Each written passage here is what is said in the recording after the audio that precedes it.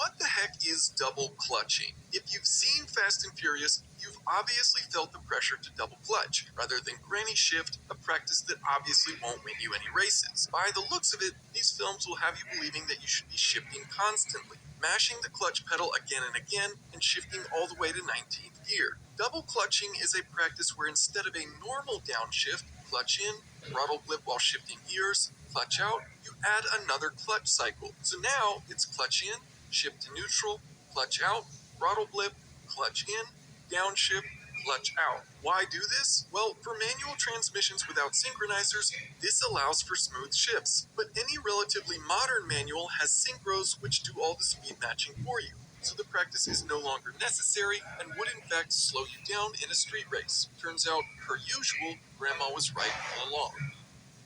What the heck did